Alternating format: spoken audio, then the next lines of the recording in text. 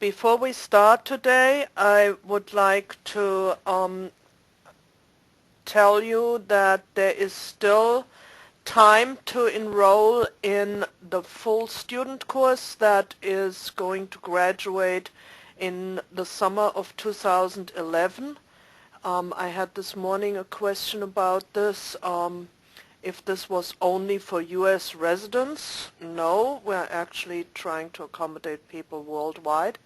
We had last year a student from Australia who graduated in April, and we try everything to accommodate everybody.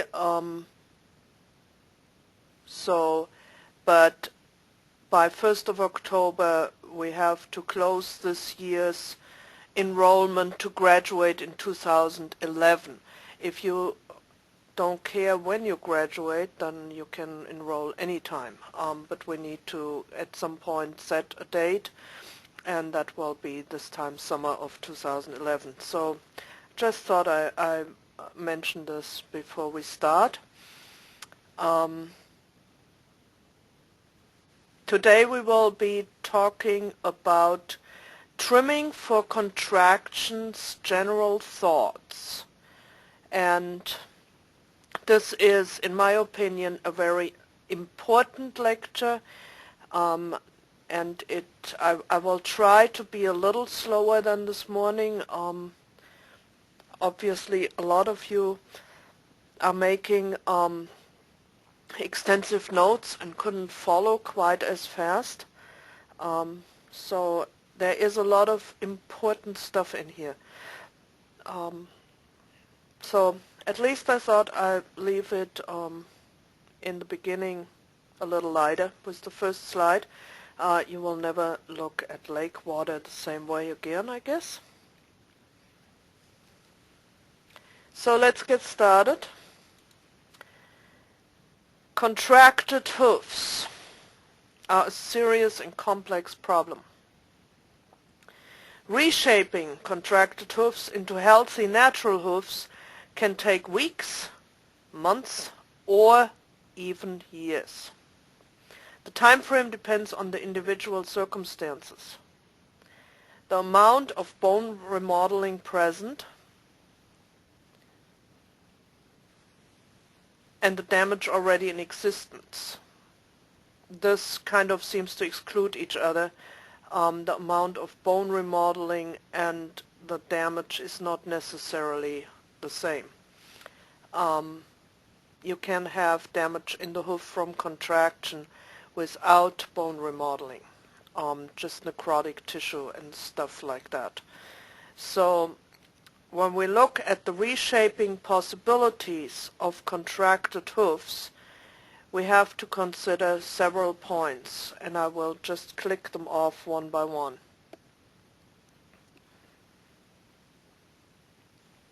By the way, this here is a trim that I have done quite a while ago. I would trim this a little bit different these days, but that's not important. What is important is that we got to this point of expansion of the heel within about 6 weeks.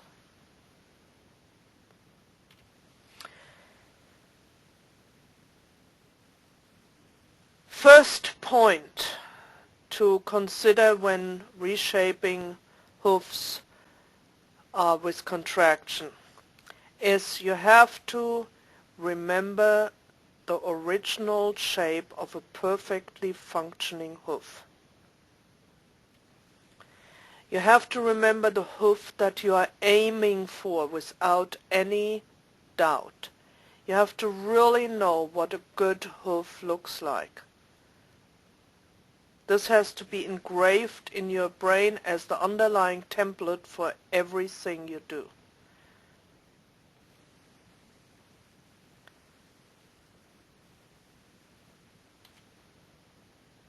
Number 2, you have to consider the impact forces on the existing hoof capsule. You have to visualize the impact of the hoof when it becomes weight-bearing. visualize where and how the hoof capsule deforms upon weight bearing. When you see the contracted hoof, how does it deform when the whole weight of the horse is borne on that hoof? In a perfect hoof, the horse lands on the heel bulb area first, then weighs the full hoof, before impacting the toe and becoming non-weight bearing. It's always the same in a healthy hoof. Heel, full hoof, toe, non-weight bearing. Those 4 phases. Imagine the ground being one of 2 pressure plates. The pressure plate we're talking about is here.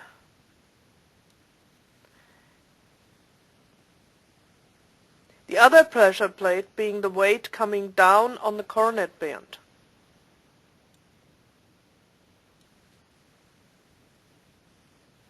Your trim will be shaping the hoof between these 2 pressure plates. This you have to envision. This you have to see.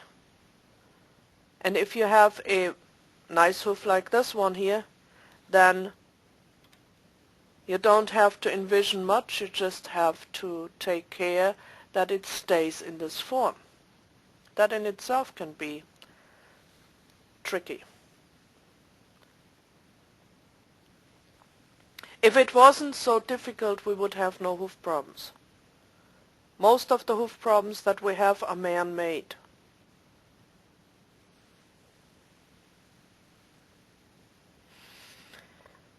Wherever you're lacking impact, the horn will grow faster. So in this hoof here, you're lacking impact on the outside, on the lateral side of the right front hoof. This is a right front. So you're lacking impact here, so the horn will grow faster here.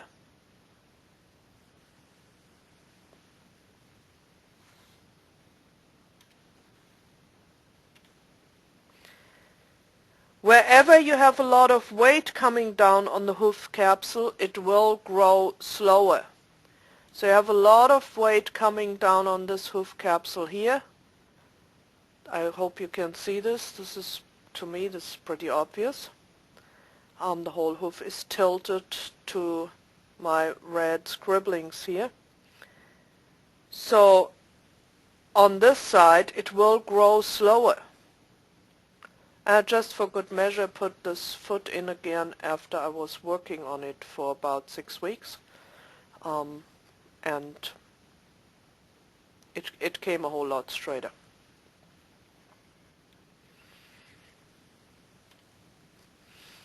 Where the horn is thicker, it will wear slower and therefore seemingly grow faster. It doesn't grow any faster, but it wears slower. So if you have an area in the hoof where the horn is a little bit thicker than in other areas, it will wear slower. It will abrade slower. Just think if you have a thick piece of wood and you take some sandpaper to it and you want to sand it down. It takes longer to sand this down than if you have a thin piece of wood.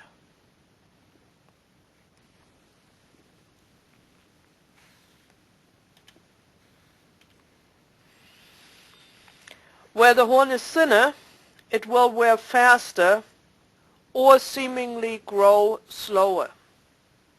This also counts for the toe. So if you have a very thin wall on the toe, in this case, the toe will wear faster or seemingly grow slower.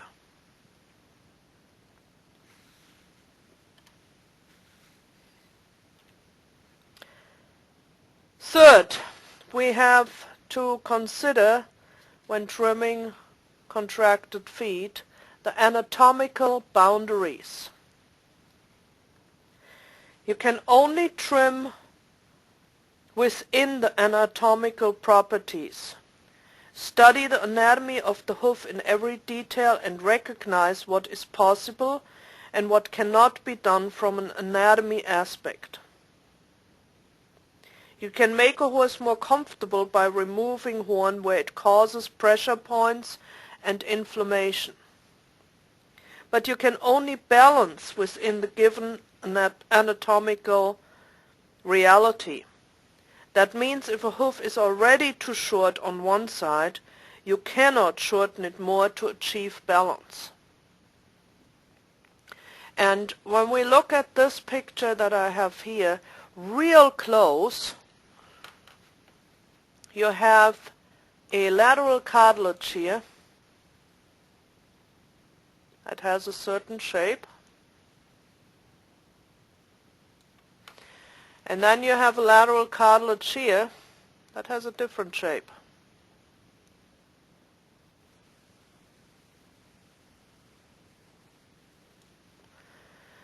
And when you look at the walls of this hoof, this one here is fairly even and in general diverging.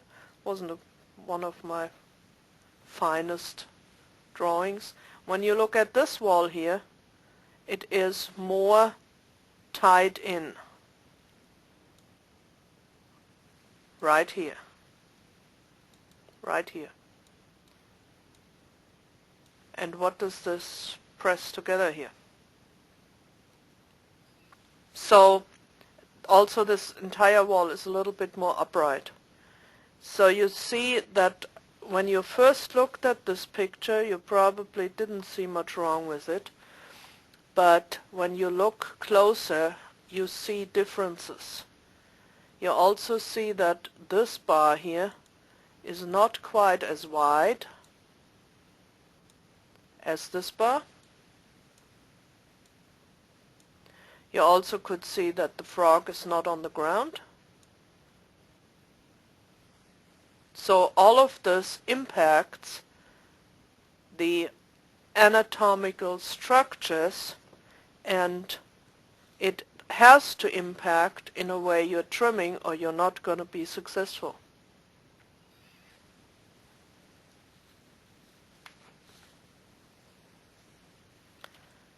Number 4, when considering how to trim for corrections, you have to deal with metabolic problems. A horse who is already highly compromised on metabolic issues may not be able to deal easily with your changing the form of the hoof capsule. Inflaming the tissues by aggressive trimming is never advised. To know how much to trim, where and at what time takes not only a lot of knowledge, but experience as well. Over-inflaming the hoof by asking for more expansion and maximizing corrections can slow the horse's progress greatly, even reverse the same. The horse will have to pay for this with pain. Careful evaluation of every hoof is important in order to succeed. If you have a horse like the one here in the picture, this horse is not taking any energy to heal the hoofs. His body won't take any energy to heal hoofs. This body is just hanging on to survive. And this is true for a lot of horses that don't even look this bad. When horses are in this kind of shape, they are just taking in food to survive. And the body is not reacting to anything else. So you're not going to make any progress. You may inflame something here. You have to get the overall metabolism first sorted out before you think of, it doesn't mean you shouldn't trim, but before you think of making corrections to the feet. That's what I'm talking about. Number 5 in our list, quality of life for the horse. As we have examined earlier, movement is imperative to the horse. The quality of his very being depends on the ability to move. While you may want to trim the hoof capsule as much to specifications as possible, that same tactic may make the horse very uncomfortable, thereby reducing the movement you would like him to get. Evaluate carefully how much to trim in order to keep the horse as sound as possible. The more he moves, the more circulation he generates. Circulation is important to generate healing. And here we we get away a little bit from what we have been initially taught. And our initial teachings was you have to, by all means, at all times, establish maximum hoof mechanism in order to get as much circulation into the hoof as possible so that the horse will heal. That is certainly one way to look at it, and that means that you trim the bars very short, you trim the sole very thin, and you hopefully have for this horse some rubber floor so that the horse has a comfortable non-vibrating surface to walk on, and still he will be uncomfortable because a lot of circulation at once in a compromised hoof means pain. There's no way around it. Today I look at, when I say I, this is not just me, this is also my fellow instructors. We look at it a little bit different.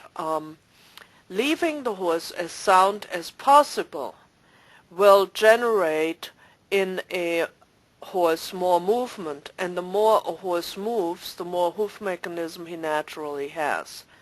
So to trim a horse so that he's very sore and then he doesn't move is, in our opinion, the worst scenario.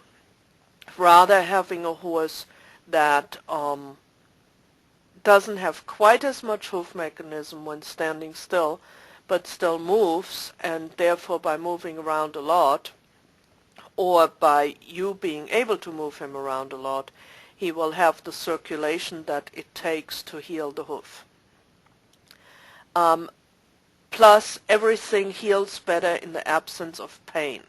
This is a long-established fact. This is no news. If you are not in pain, you heal faster than if you are in pain. So,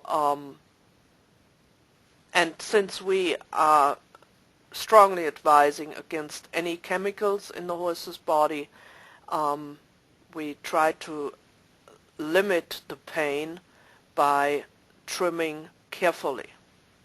We talked, when we talk about quality of life for the horse, and you remember the picture I just showed you before of this very metabolically compromised horse, this one here, and I don't know which horse this is, I just found this picture on the internet and thought it was a nice picture of somebody trimming, basically. But recently I've looked a little bit more at the horse, and this horse doesn't look all that happy. When you look at his eyes, they are not very bright and interested. The nostrils are pulled up, and he's kind of bracing himself. So something isn't quite right with this one either.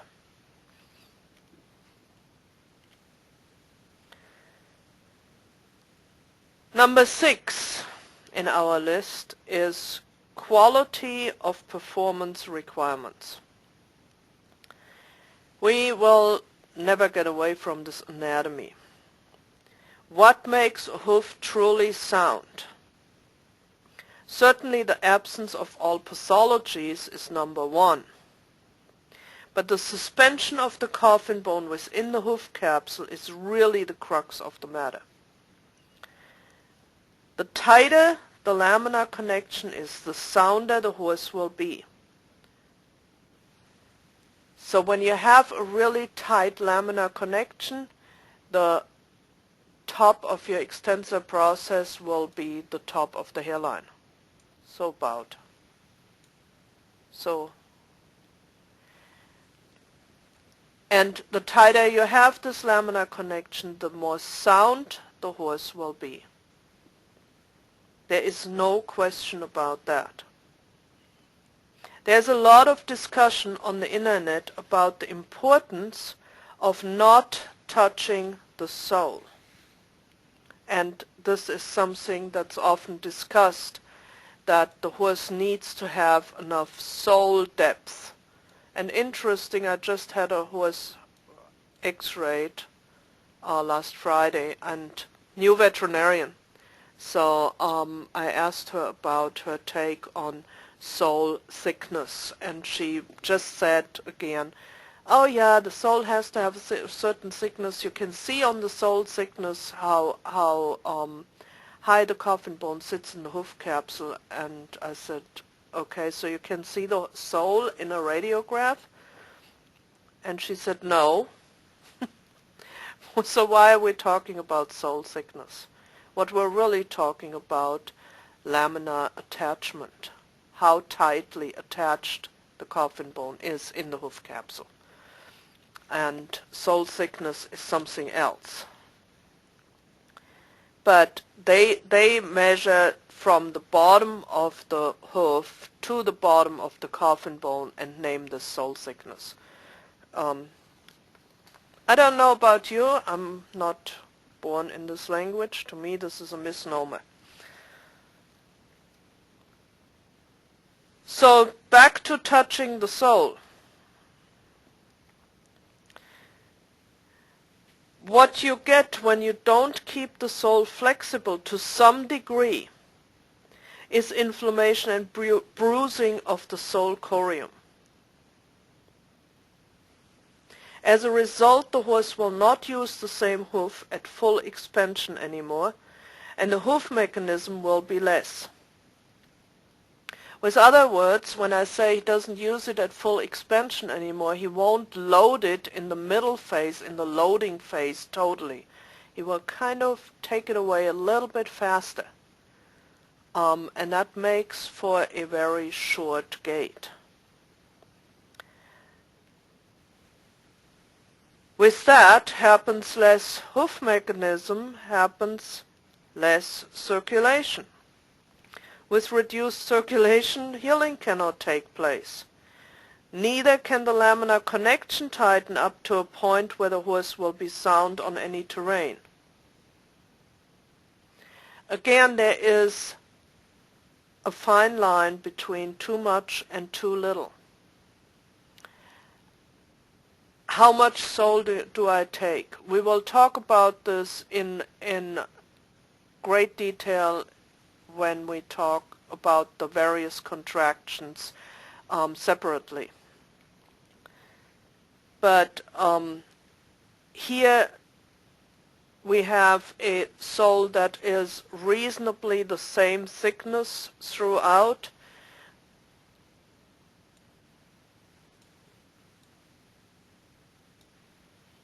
And if you just rounded this a little bit off, then you actually have this pretty much the same thickness. Such a hoof can function when it becomes weight-bearing.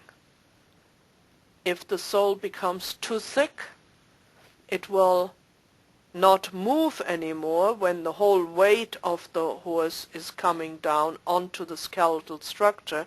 And when the sole cannot move at all, then this area here, the solar corium, will be bruised.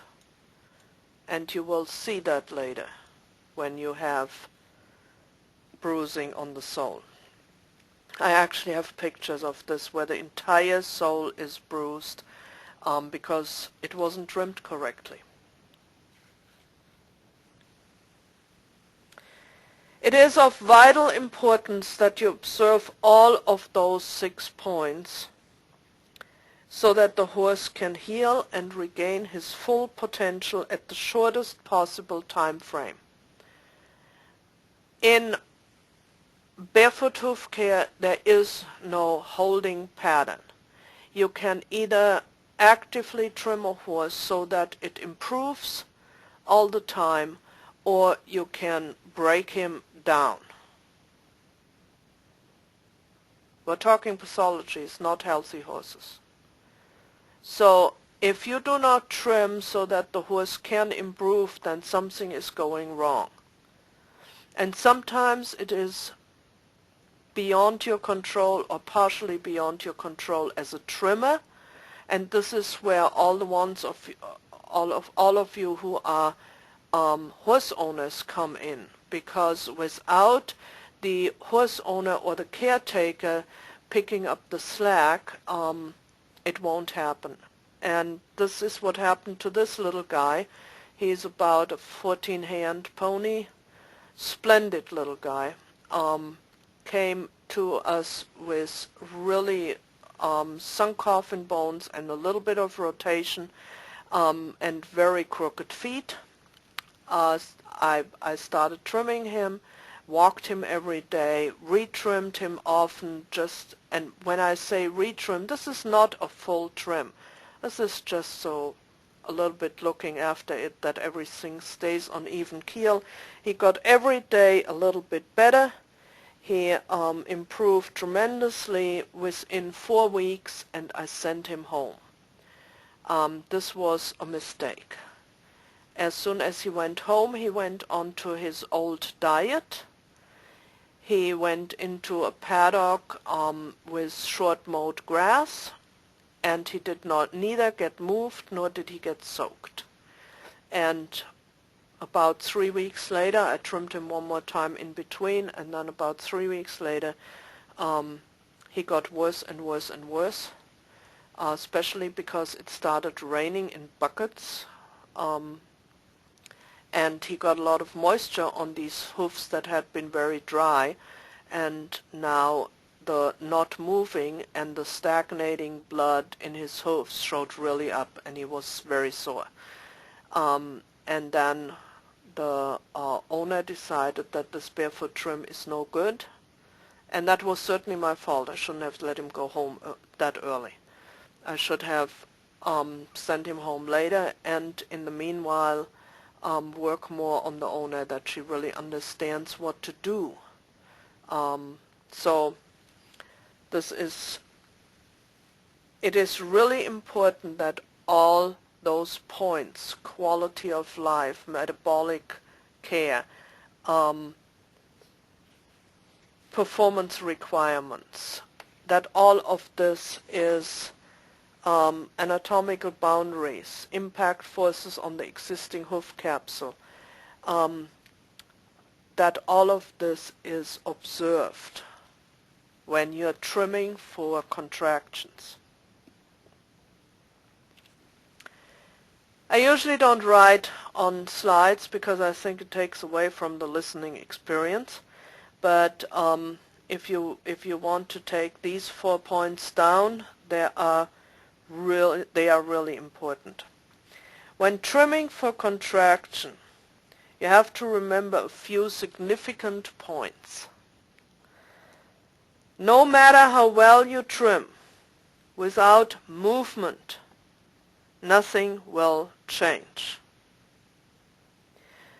No matter how well you trim, without moisture, nothing will change.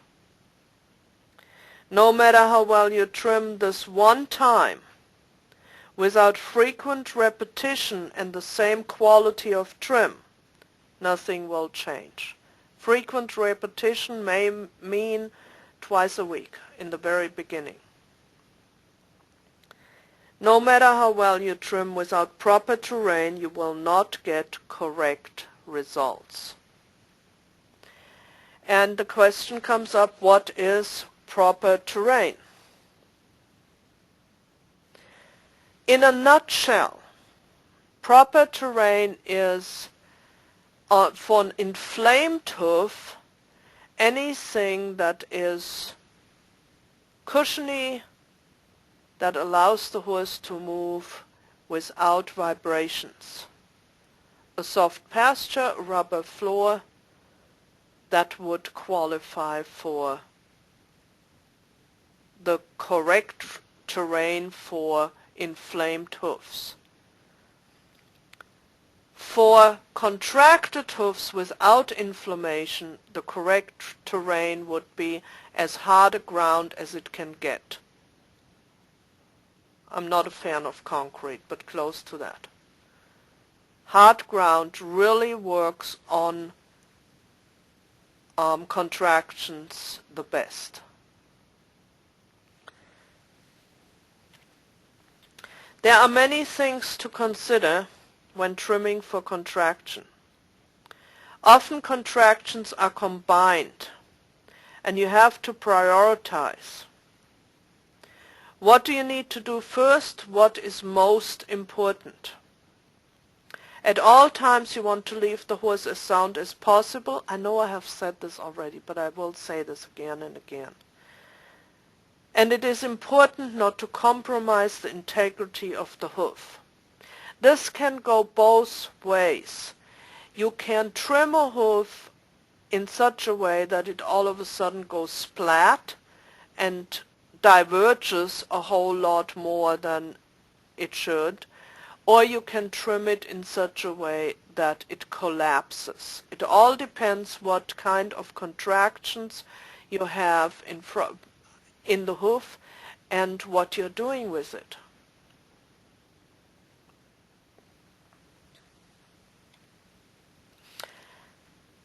I just want to go one more time with you over trimming and function. This is so a little bit repeat from the basic trim lecture. The concavity should be in a healthy hoof about 1 centimeter to the weight-bearing wall in the front hoof and 2 centimeter to the weight-bearing wall in the hind hoof. In the front hoof and this area here, the concavity should be 1 centimeter to the ground, measured from here to the ground. That's what it means to the weight-bearing wall. In a hind hoof, the same measurement is about 2 centimeters. Somewhere in that neighborhood. Doesn't need to be exact, but around that. In general, the more the hoof is contracted, the more concavity there will be. In a contracted hoof, where the walls are usually very upright, try this again, where the walls are very upright, you have usually more concavity in the sole than in a nice, round, healthy hoof.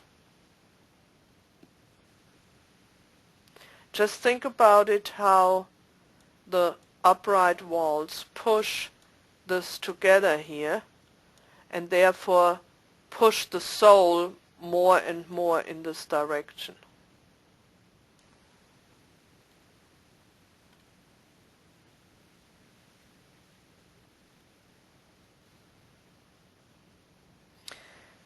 When you go back to about half the length of the frog, this is where the bar should start. Do not trim in the crevice, in the collateral groove, which is between the bar and the frog.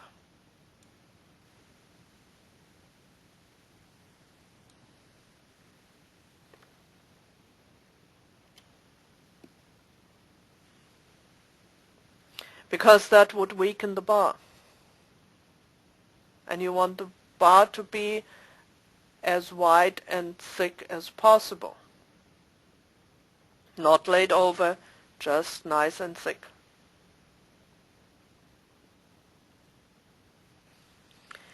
Determine how high you want your heel to be. Shorten the heel to that mark. Be sure not to over-shorten the heel. And I said you want this to be, it's actually where the heel has to be. Doesn't matter what you want. Bad choice of words. Really where you need the heel to be, and trim to that mark. If this is where you think it needs to be, where it belongs, then this is where you trim to.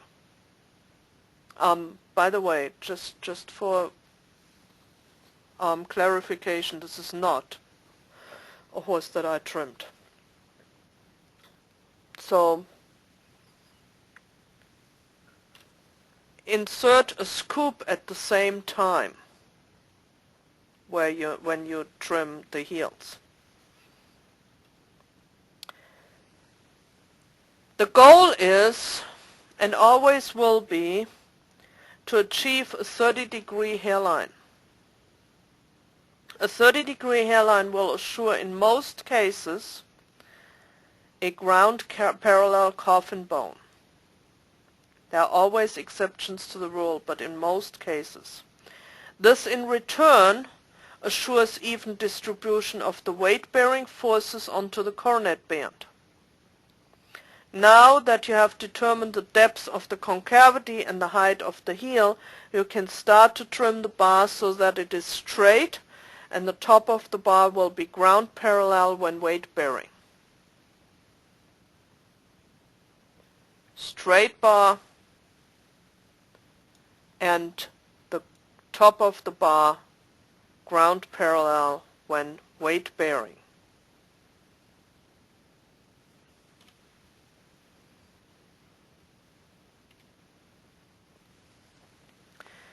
Sometimes the bar has been pressed onto the sole horn for such a long time that it is difficult to see the difference between sole and bar horn. But it is important to peel the bar carefully off the sole.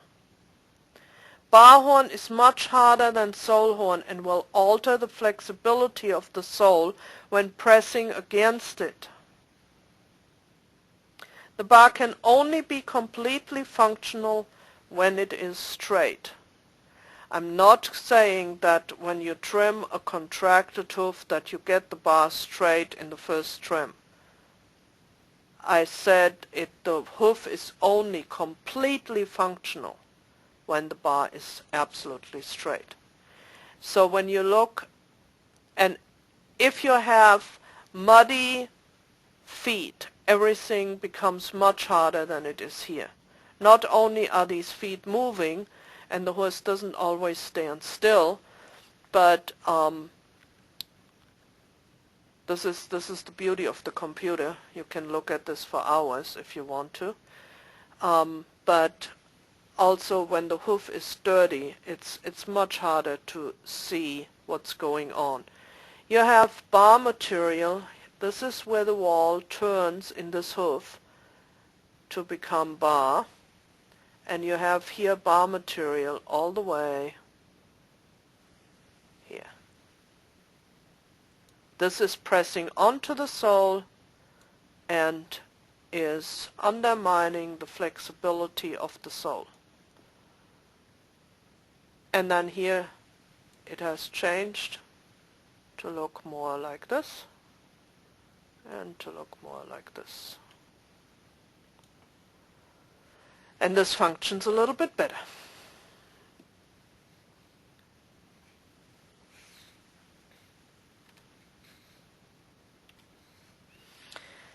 As the sole is vaulted higher in a contracted hoof than in a healthy hoof, the sole has to be able to flex in order to facilitate healing. The scoop is only pulled as far forward as the hoof needs shortening. We had talked about how far forward to pull the scoop in a healthy hoof, and this was to here, and that is still the same in a healthy hoof. But if the frontal part of the hoof is already too short, then the scoop has to be shorter than usual. With other words, if you're lacking toe height, you have to be very careful with how far forward you pull the scoop. And we will talk about this in further lectures, but it so kind of has to be mentioned here in this contraction general trim thoughts. The sole will be trimmed in a straight plane between white line of the wall and the tip of the frog. In general, one would only trim the sole as far as it is trimming off easily. Some talk about just to trim the exfoliating sole. That is what comes off easily. Try to avoid trimming the hard sole. However, if you have a very sharp knife, and this is what we usually operate with, and if you are in the full student course, we will take extra time to show you how to sharpen a knife so that it becomes razor sharp. And then you can, when you trim exfoliating sole, because you can see this here, there is not a lot trimmed off, but it looks very trimmed, because this is trimmed with a sharp knife. And sharp knives make nice looking feet. Also makes for a lot easier job.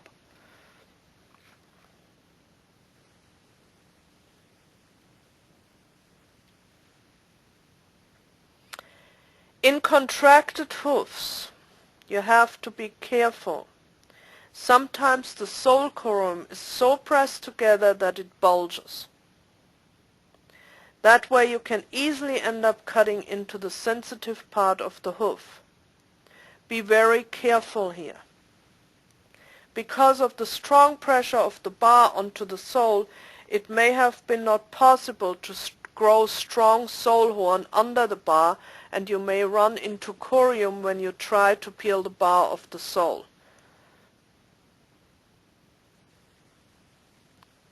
It is not enough to change the hoof capsule so that the horse's weight bears onto the coronet band correctly, but you also have to make sure that there are no other lever forces that will contract the hoof further.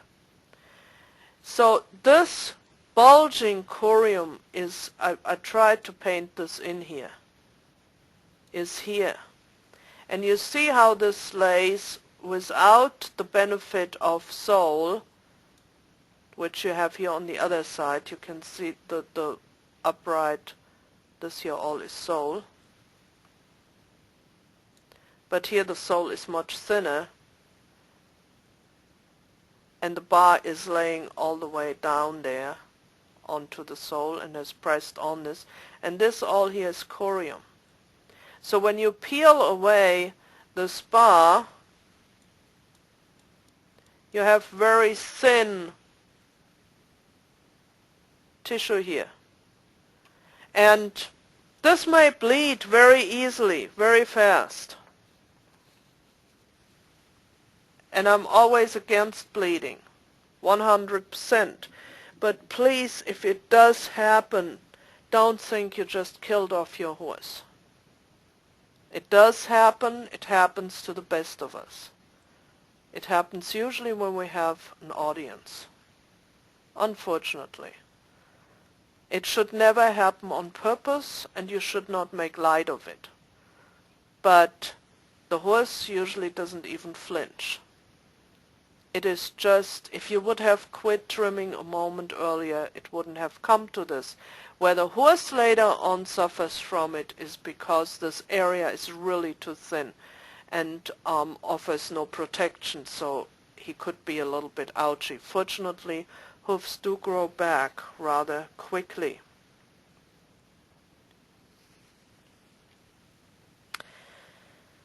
Often the hoof may be too short overall, and you may not be able to get a 30-degree hairline. The only help for that is to trim the hoof as close to ideal as possible, and then move the horse as much as possible on very elastic terrain. The way you will stimulate, that way you will stimulate hoof growth, which will give you the substance for corrections. We always aim for a 30-degree hairline. There are some horses that we will never get it. We won't get the 30-degree hairline, no matter what we do. That doesn't mean we don't keep aiming for it. If you do not, and we will teach you in the future sessions how to look at this and how to measure for this, and there's a whole lot more coming up. But if you do not every trim aim for that 30-degree hairline, you're actually deteriorating the hoof. You have always to go for this. Every time, again and again. And if you don't see it with just that you have a good eye for it, then make pictures, take them to the computer, measure it, and go from there, and make notes and go back and correct it till you have developed an eye. You can over time develop an eye for it, even if you are a little bit challenged in that department.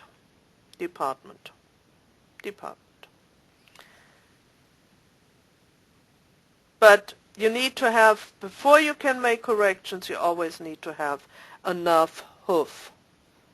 And sometimes that means leave your hands off and let it grow. Albert Einstein said, "Nothing changes unless something moves." This could be the mantra for our trimming for contractions. Nothing changes unless something moves. After you have made all corrections, check for hoof mechanism. Without the same, you will not facilitate any change. You have to have a little bit of hoof mechanism. Hoof mechanism has to be present on the ground the horse lives on, not on the concrete flat surface where you trimmed.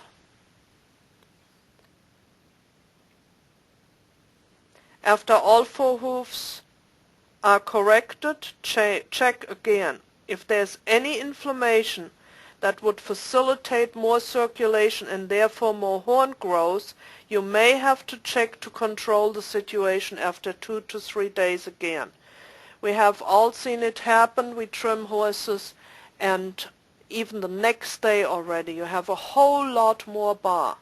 If there was a lot of inflamed bar corium, that brings so much circulation to that area that this bar keeps growing and growing and growing till the inflammation has died down.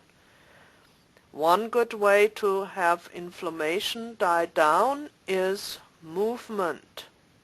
Not aggressive movement in terms of galloping the horse around, but hand walking them, or putting them in a walker. Moving them at a gentle pace will take the inflammation out of the hoof. It's the same for you, provided there are no pressure points that make new inflammation. It's a complicated story. It sounded first so simple. I show you how to trim. The more I talk about it, the more complicated it gets. Sorry for that.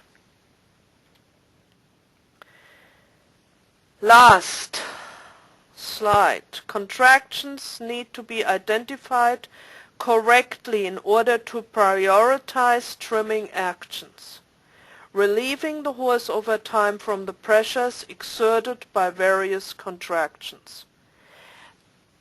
Seldom that you have just one contraction.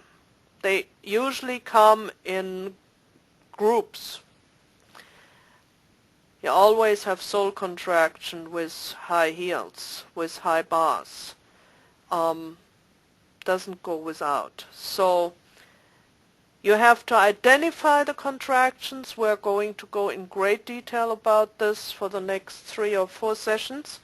And you have to prioritize which ones you trim first. We will talk about that as well. And now I would like to invite your comments, your questions, whatever you have to say, or to ask. If it isn't about this, then it can be about something else. Please raise your hands, or I will go around and give you a chance to say something. Let's start from the top, and the top is not Bob, it's Barbara. Can you hear me? Yeah. Okay.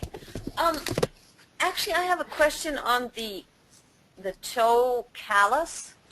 Yeah. If the toe is way too long and you know got way out far in front of the apex of the frog, let's say, how do you know? I mean, do you ever trim the callus? Yeah. How do you know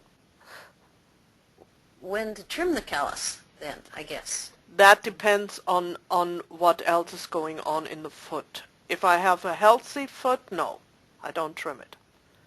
I leave it alone. Oh, okay. Okay. Now let's clarify first callus. We're talking about the area between the apex of the frog and the toe in the front. We're talking about everything, if you could follow me to this picture again, we're talking about everything that lies here. Uh-huh. Is that what you're talking about? Yes. Okay. Then no, I usually do not trim this. However, if in the overall picture I have the feeling that this is putting more handicap on the hoof than it does it good, then I may lower this some. Okay. Instead of backing up the toe. Oh no, you didn't ask that. No, but I guess what I'm saying is, like, if the toe is way too long out there. If that distance Yeah. between the apex of the frog and the toe is too long, let's say this would be a front hoof, Uh-huh. and it's a kind of, at least in this picture, it looks kind of oblong, then I would back this up, then that has nothing to do with the callus. Okay. I don't think we're talking, Barbara, the same language here. Okay, yeah. I'm kind of confused on the toe callus thing. Okay? If the toe is stretched out there a long ways, and the callus is there, and you need to shorten it. The toe callus is this. It's the sole area in front of the apex of the frog. Right.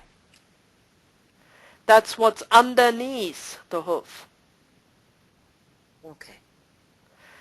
This here, if you wanted to shorten that hoof because it is too long, and you would do this, then you take the toe back. You back up the toe. That has nothing to do with the toe callus. But if this is what I don't understand, is if the toe is grown out a long ways, wouldn't you still be going into the toe callus a little bit? It could be that, depending on the pathology that you have, that you would be backing through the white line. Uh-huh. Okay. It depends what you have. And with that, again, you have to be careful. Right. Because, remember what I said, where you thin the wall, it wears faster. And if you thin the wall to nothing, it wears faster. Mm-hmm.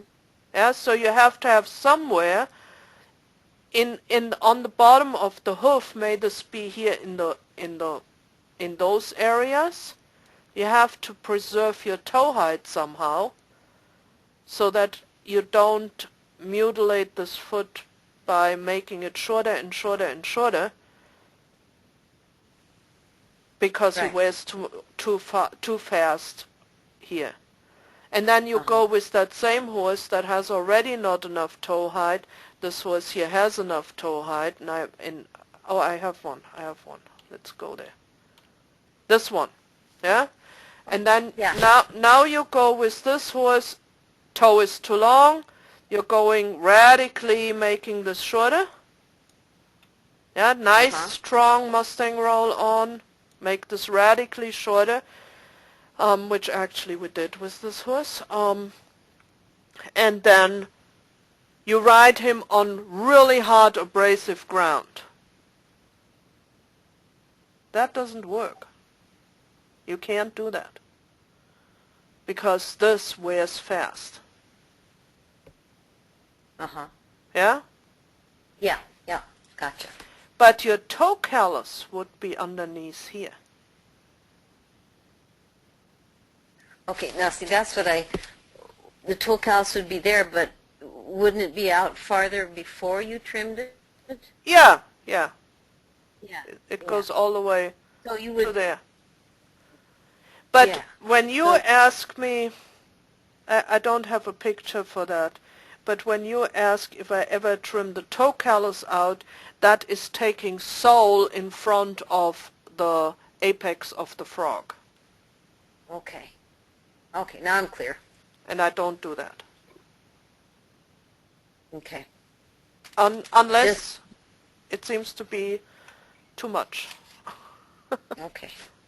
But just, you are taking it when you're backing it up. Yes. Okay. Yeah. Okay. You know, then, but this is backing it up. This is not trimming from below. Okay. Okay? Okay. Thank you. You're welcome.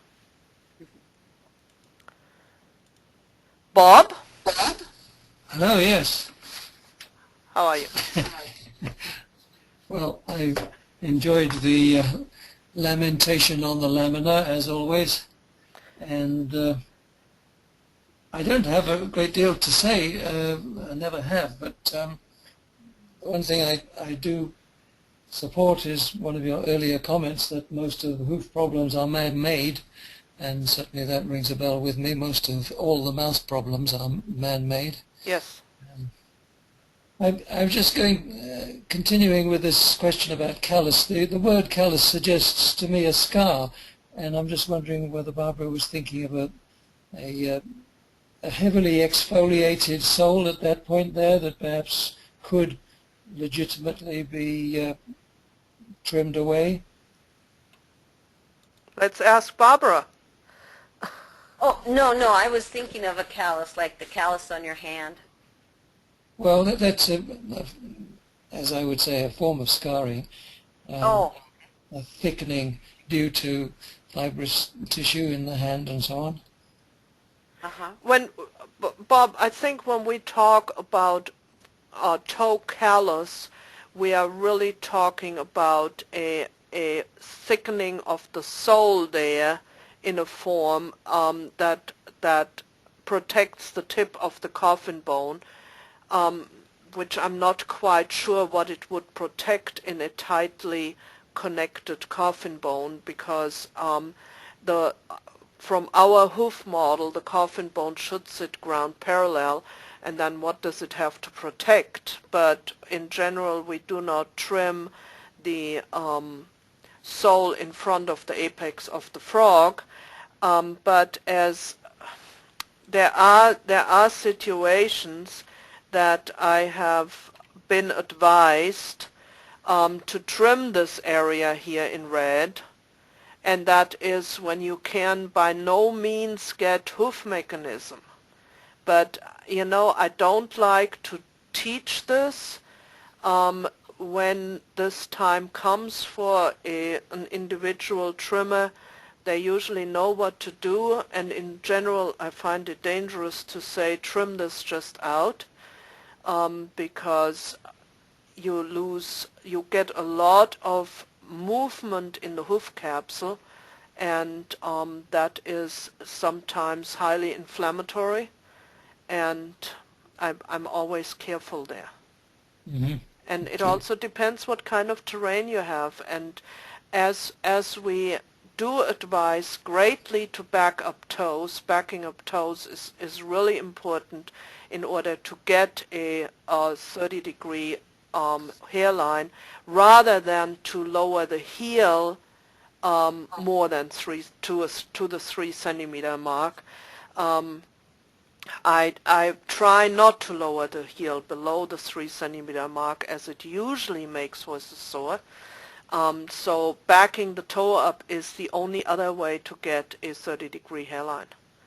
And then when you have backed up the toe, you made the toe wall thinner, so that wears already faster, and then this little bit of sole that is here in front of the apex of the frog is what gives you your toe height.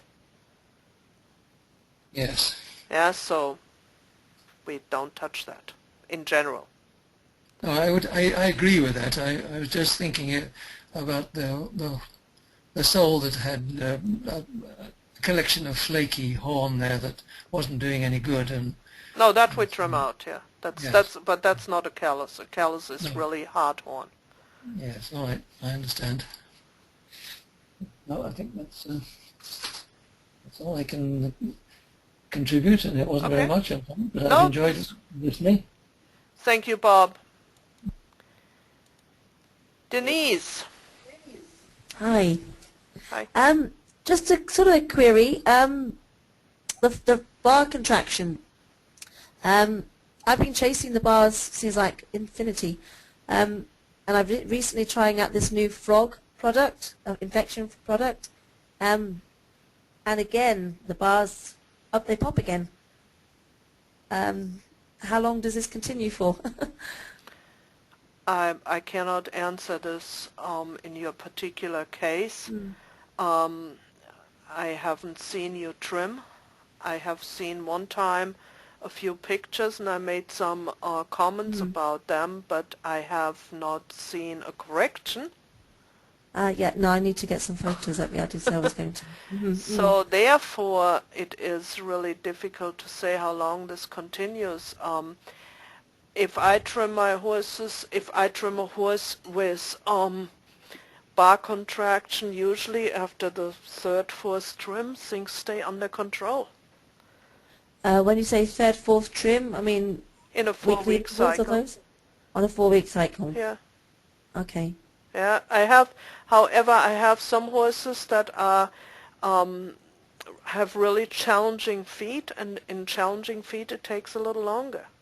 You know, not enough overall foot height is one thing where it always seems that the bar tries to stabilize the situation there that it better wouldn't stabilize. Right. I really, if you send me some more pictures, I really would like to see what in particular is going on. But bars that are trimmed correctly and get trimmed on a regular basis should not pose a problem over and over and over again. Right. Okay, thank you. Whereas, you know, heel contraction, that takes a whole lot longer. Right. And again, it depends on the situation. How contracted were the bars to begin with? Are they all the way pushed up into the inner corium? But then you still, since you see your horse every day, you would just, every time this gets a little bit too high, you take it out again. Yeah, I mean, I'm sort of roughly, I mean, the last trim was like after 3 weeks, but up until then I was like really chasing back, and I thought I could give him a breather because, you know, I was there all the time. Yeah. Okay, well, like Yeah, I said, I think this is often paired with inflammation, and as inflammation triggers circulation, that's the whole idea of inflammation. It also produces more horn. So Because maybe if the frog was infected with thrush infection, does that trigger bar growth? it's worth thinking about it. I haven't thought of it in that connection, but let me try to wrap my mind a little bit more around this, and I'll try to get back to you about that. Okay, thank you. I really have to think of this, and Mhm. I do my best thinking when there's nothing else going on. Right, yeah. Okay. What Lovely, thank happened you. to the birds? Where are the birds We've turned the today? lights off so they wouldn't chirp. The lights would go off when you're unmuted. Denise sits in the dark. What a beautiful picture. Just so the birds don't speak. But you see, I miss them. Oh, okay then. Next time, leave the lights on, the poor Will souls. do. Thank you, Denise. Thank you. Katharina.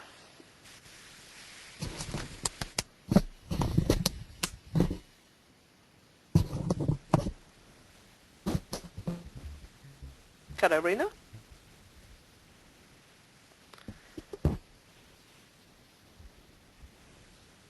There is a little bit of noise going on, but no Katharina behind the noise. Okay, now I'm Now. here. I Now. just lost you completely for a while. Oh, Yes. Do you hear sorry. me? Yeah, excellent. Yes, I just didn't hear you for a while, but now I I'm hear you. sorry.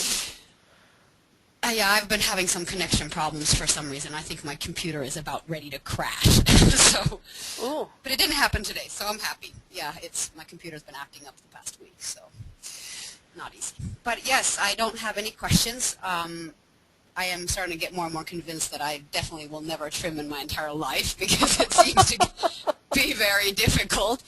But yeah, this was again very, very informative, and yeah. Katharina, I if you get your own horse and there's nobody far around that knows more than you do, I can guarantee you that you will take a knife eventually and learn to trim. yeah, probably. I could see that happening. You know, in that anybody who situation. has two healthy hands can learn how to do a reasonably good job. And I have to brag here a little bit, especially in our system, the way we teach students. I have just had a student last week with whom I worked, and I'm so extremely proud of him. He was so challenged when he came into the program. He came into it as a horse owner and then upgraded to professional, and I honestly thought he's never going to get it together. And all of a sudden, in one of those mentor days, those practical training days, something clicked. And if you can really work with every person one-on-one, they all get it. And then it's really just a matter of executing this trim that they learned, and they all do extremely well. I think anybody can learn to trim. And yes, it is in the beginning, and when it is presented to you in only 30 hours, it can be very overwhelming. And if I wouldn't put so many caution remarks in here, I would be negligent by just saying, oh, just do this and then it works. Yeah. I'm I think I think that's the thing is my system is overloaded with so much information. I'm thinking, how could I ever take a hoof and remember all this and start I mean, yeah. I suppose when you really start learning it in a different learning by doing as well as just not just listening here. you know, like many in here in the course, like Pamela and Barbara and Mark, they are all trimming themselves. So for them, this is probably less overwhelming. You came into this without any knowledge of the hoof, or hardly any knowledge of the hoof. Mm-hmm. Oh yeah, I would say not very much. Yeah. So that you know, but it,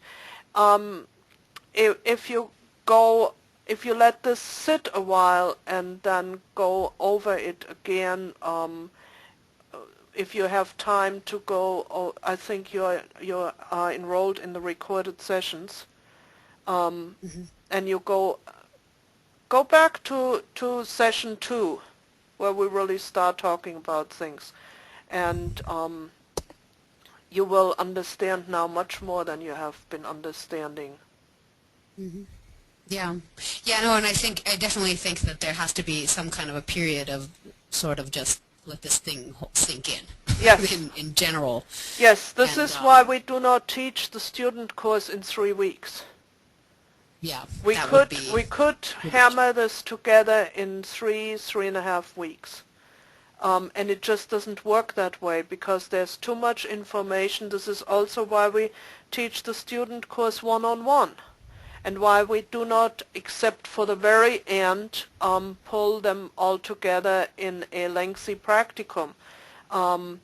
We do this one day at a time, and I prefer to do the theory part that we also do one-on-one,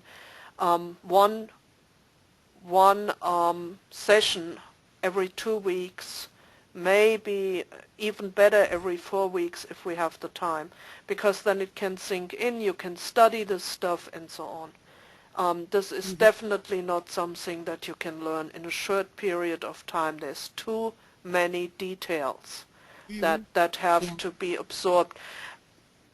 On that same note, I don't know if this isn't a shortcoming of our learning system altogether, that we cram a whole lot of information in a fairly short period of time into the heads of our students, and they just can't absorb it. It has to settle, it has to make sense, it has to have a practical application somewhere, and once you would have a cadaver foot in your hand and you would start trimming, it would come together totally different. And as I said in the very beginning, you still can enroll in the course.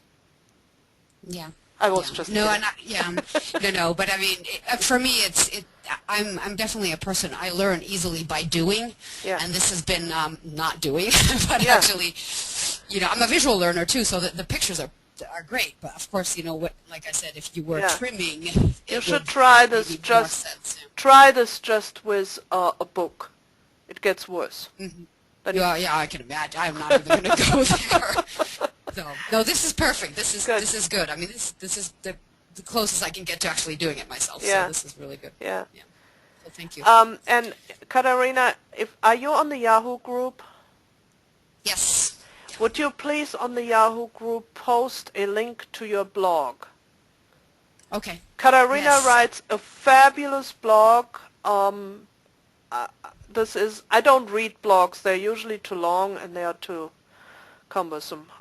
Katarina's is worthwhile reading, and she just wrote a great piece about cages, and I really like it. And I have already disseminated it on Facebook, and but no, I don't reach everybody in this group on Facebook, so if you would please put a link on the Yahoo group, or at least, put it in the link session, I'll put it in. so that everybody can find it easily. It's worth subscribing to. Thank you for that. Okay, well, thank you. Christina.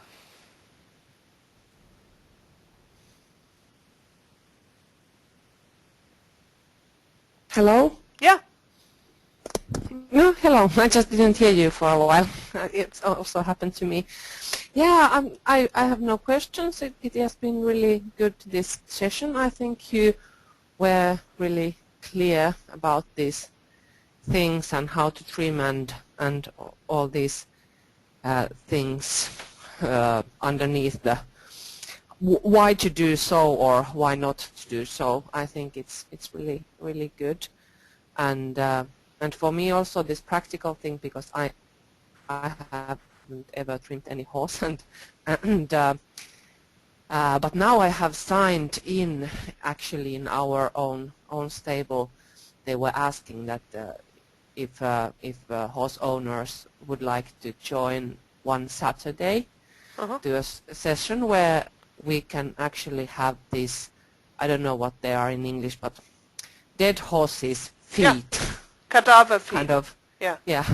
And they are going to have those feet there, and they are going to little bit explain about their system there, and Uh-huh. everybody can try, even though I don't have any knives or any other things, but I think somebody can borrow them to me. So now I'm actually going to try this in a live session also, which I wouldn't have believed happening when I started this whole thing, that because I thought that, yeah, I'm ever going to, I'm not never going to trim any hooves, but no, maybe the dead horses Yeah. hooves I can touch. But then that, and it could be also really interesting. It's going to be now in the October, this whole session, and I think it's really interesting also to hear about these people who have trimmed their horses' hooves for a while. They have this Strasser method, but they are not kind of strict. They don't obey it. They have done it for many years ago, so I think they have a kind of their own system nowadays. But it's also very interesting to hear about their opinions and insights about what they think about the whole trimming thing and so on. And so I'm looking forward about this Saturday session which we Absolutely. are going to have, because And- there are many, I mean all horses in our stable, they are barefoot horses, but mostly there are 2 or 3 people who trim them, not like professionally, but trim like their own horses' hooves and then their friends' Yeah, yeah. their friends' horses' hooves and so on, and then they have done it quite a long time, a kind of many years already. And the so, horses are all still sound. yeah. So yeah. that shows you that something is going somewhere, right? Oh. Yeah, yeah. This is always, even if it isn't your school of thought, even if it comes from somewhere totally different, it is always good to listen in to what others have to say, and then kind of keep an open mind. And Yeah. this is how we sometimes learn something different. If you make some notes, if you hear something that sounds rather strange, maybe we can sort it Yeah. out later on. And another Yeah. thing that I want to just share with you, this is exactly how I started trimming. I had no intention, just like you, to ever learn how to trim. I even went to the first Strasser seminar in Florida in 2001, I believe this was, and didn't take tools. Even so they had practical trimming on dead feet there, I didn't take tools because I said, I don't want to trim. And I never forget how she looked at me as if I jumped out of a tree. Because I said, I don't have tools, I don't want to trim. And I was the only one who walked around there and looked how other people were trimming. Yeah. Because I had no tools and I had no Yeah. inclination to trim. And then about 6 months later, Martha Olivo came to my place and to teach a clinic, and I still didn't have any tools.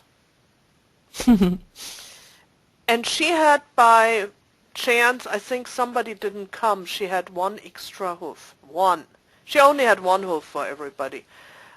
So she had 1 extra hoof to practice on, and she said, oh, come on, just try it. You may like it. And she was very, very enthusiastic, energetic lady. And I liked it. I liked it a lot. I liked it enough that I all of a sudden could see that I would do this for a living.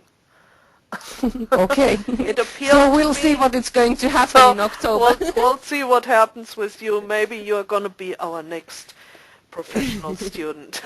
Thank Yeah. you, Christina. You'll never know. Yeah, thank you. Mark, Good morning. good morning. How are you? I'm fine. No, it's all good. The only thing I'd like to add is, I suppose, as the science of the hoof is evolving, sometimes in our learning we can fall into the trap of overcomplicating things. So I think it's basically, if we keep it simple and just observe and listen to what the horse is telling us, generally we will get it right. Yeah. In a way, I agree with you, Mark. In another way, since horses have a way of internalizing a lot of things, especially pressure points, they hide a lot of lamenesses. Somewhere where we would be gimping already a long time, they still hold this in. To be able to read the hoof rather than letting the horse tell us, I think you're getting a little ahead of the game.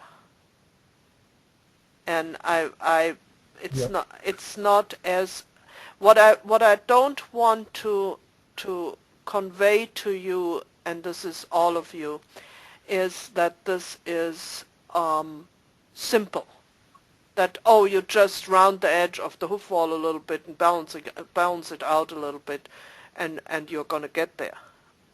That can be right for a lot of horses, but boy, you run against a few where this is not right. And what so far students have of this course have sent in on examples, and can I please have help with this? There's nothing simple about it. Not one who has a simple case where I can say, well, just shorten the bar a little bit, round the wall a little bit, you're good. It doesn't go like this. No, I fully appreciate that. I think a big component of it is being patient and allowing time for it all to come together. Yeah. Yeah. No, You have to be patient. If you think that you lowered the heel one time and now all should be good, no, unfortunately you have to go in 2 weeks and lower it again because it already grew 0.5 centimeter. And that doesn't do any good. And then in 2 weeks you have to do it again, and you have to do it again, and you kind of, like Denise said, when is this ever going to stop? Well, maybe never. That depends what you have on the inside. Well, I think that's the thing. Yeah, it's continuum. Once you've solved one what a word, a problem, there generally is another one to start working on just after that. Yeah.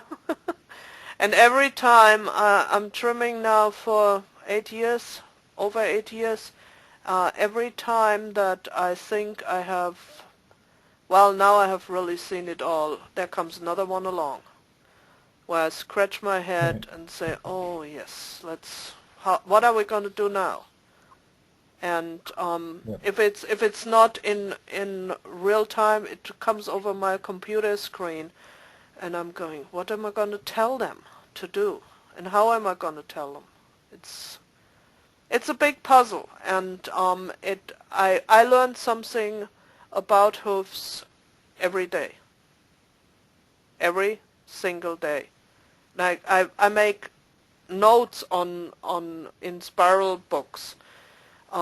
And I have 2 books of notes where I say, you still have to do a lecture on this and do a lecture on that, because it comes up so fast that I can't keep up with it. Are you by any chance going to this big hoof conference that's coming up in November? No, I'm going to Equitana, Uh-huh. and then they're advertising for a conference in February next year, but I don't think I'll get to that one. Oh, maybe that's the one that's Margaret Richardson is advertising that? Yeah, and Cynthia Cooper's advertising it as well. Yeah, that's the one I'm talking about. Yeah, that's Equitana down in Melbourne. Oh, no, that's Equitana. November. No, I'm talking about a hoof conference. It's just about hoofs. Paulette is going to be there, and Bauke, and Yeah, I think that's in February next year. oh, could be that it's next year, yeah. I'll look into it.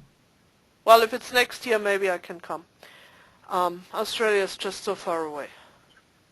I hope that somebody would go there and take good notes. Thank you, Mark. I think you'll just have to come down and Oh, I have to just come down, yeah, sure. We'll see to that. Pamela. Yes, ma'am. I actually do have a couple questions on a horse that I'm trimming.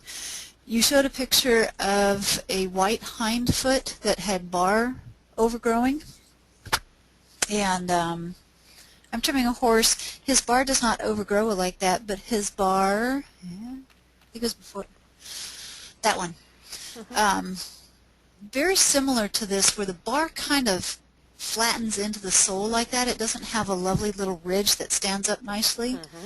I'm always pulling it back. I trim him every other week, and it's exceedingly hard.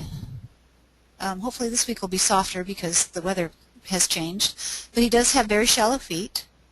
He has a dropped hairline. It comes up 30 degrees, probably about 3/4 of the way. Last quarter of the way, it kind of drops down in the front. And he does get swollen tendons, and I was wondering, could those bars be some of the problems with his tendons and the shallow feet? Well, he's rotated. Okay, he's rotated down in the front? Yeah. Okay, If your hairline flattens out, he's rotated. okay. Um, So that can cause swelling of the tendons? that causes, in its acute state, inflammation.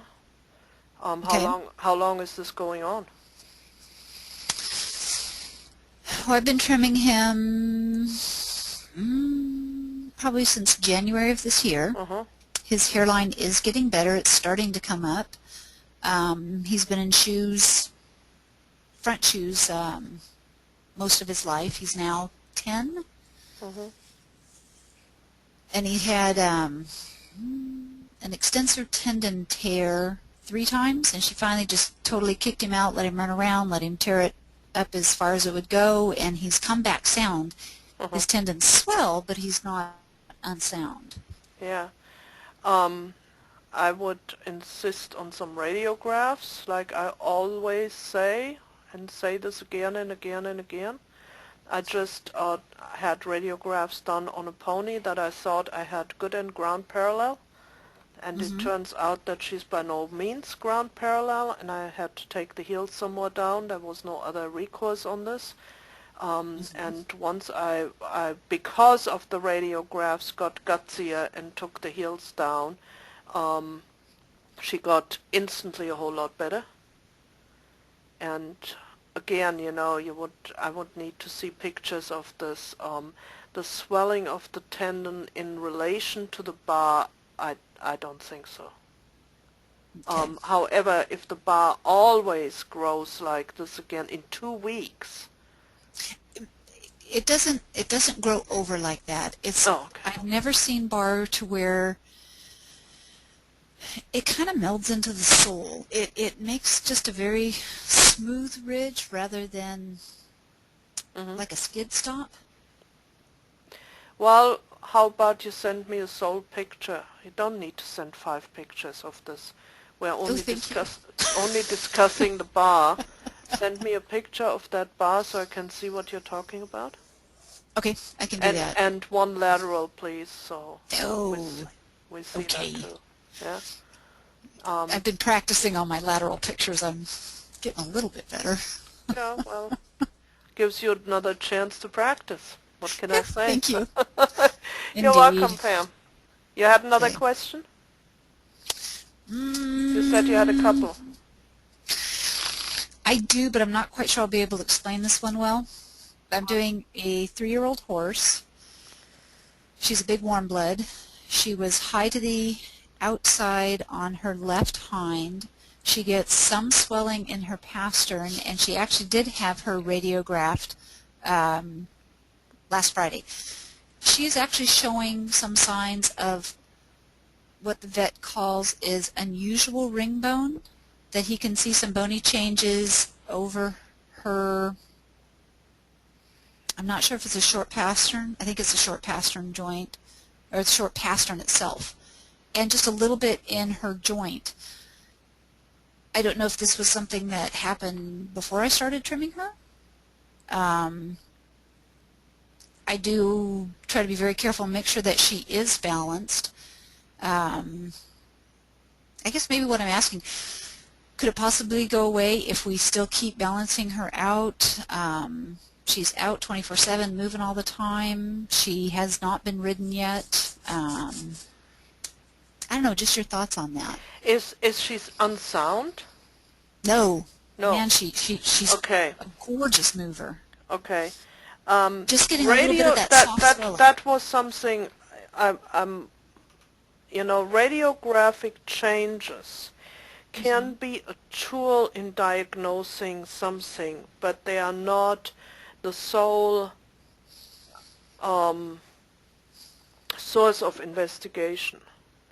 Okay. And sometimes you have a change in the periosteum. The periosteum, when it gets injured, the skin that covers the bone, when it gets injured, has a way of proliferating that shows up in a radiograph as something rather dangerous.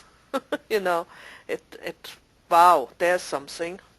But because of that, to say that triggers this and this and this, that's hard to say. I mean, veterinarians have looked for years at navicular bone changes and named it navicular syndrome. Meanwhile, we're getting all together to naming it heel pain. And it's just one diagnostic tool that you use in addition to the fact that the horse is lame. Okay. And but if this horse is not lame, you have no other choice, Pam, but to balance the hoof. If for whatever reason, a lot of breeders do not think that it is necessary to trim a young horse. And, Oh, go ahead, I'm sorry.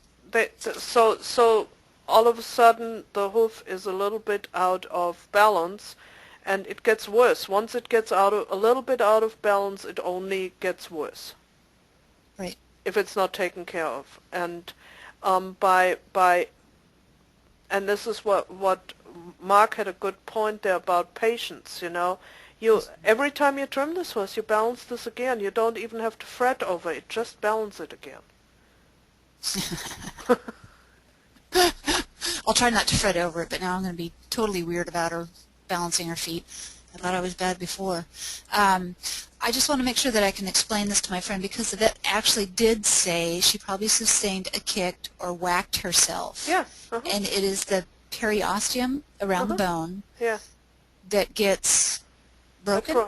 That proliferates. No, it just reacts. It has a strong reaction to that. Okay, to which causes injury. And then a little bit of... Yeah, it causes like a bubble or a exostosis, like bone gets laid on where there is a lot of inflammation for a long time. The periosteum often reacts like this when it gets injured. It looks as if there is more of the same. And it is more of the same. It just defends itself against the injury that way. Oh, okay. Does that ever go away, or is that something Let me see if Bob can explain this better. Okay. Bob, are you still there? Yes, I'm listening with interest here. I agree that, yes, inflammation in the skin of the bone, the periosteum, will produce and does produce an exostosis.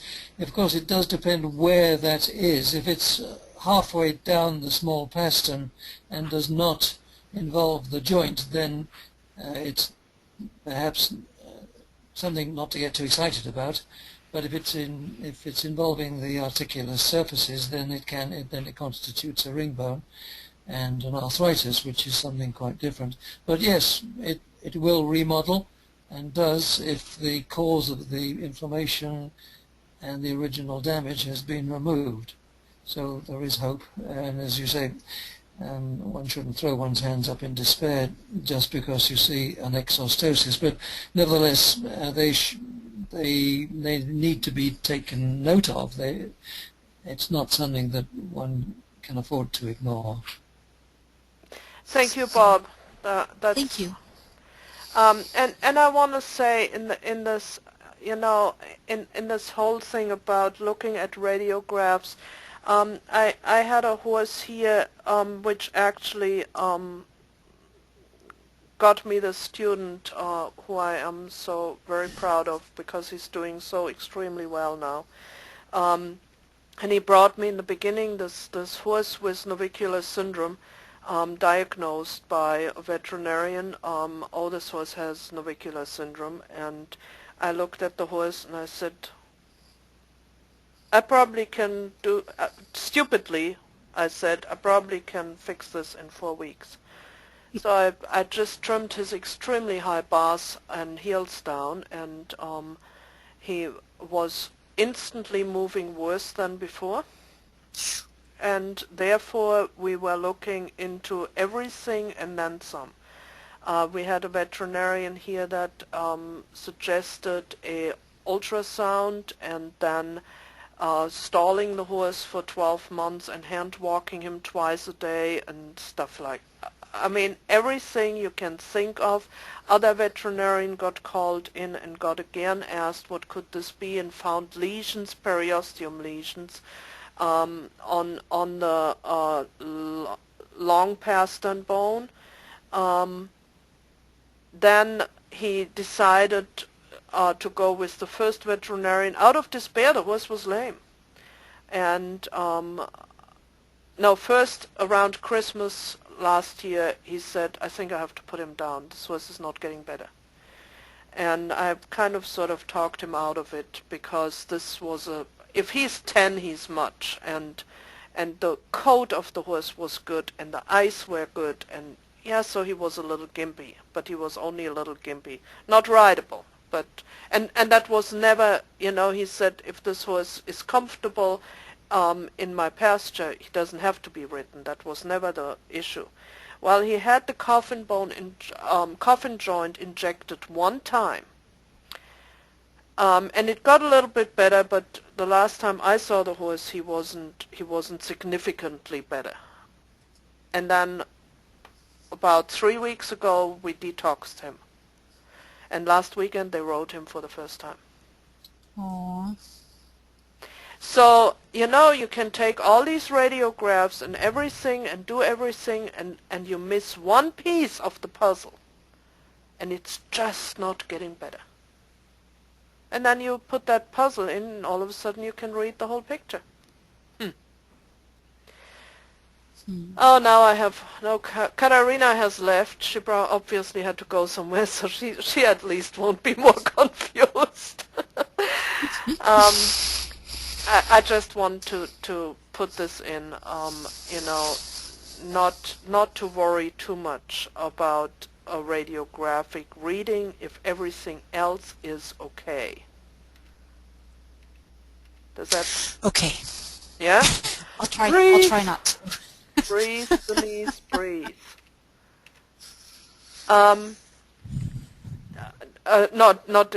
Breathe, Pamela. Denise has asked, meanwhile, what is a flattened hairline? And I just want to answer this before we quit. It's a long time. If the hairline looks like this, Denise, if it is not 30 degrees to the ground, if it is anything less than 30 degrees, it's a flattened hairline. I hope that answers it. And with that, we're going to quit for today. And thank you for coming, and have a wonderful day, afternoon, or evening. Goodbye. Thank you.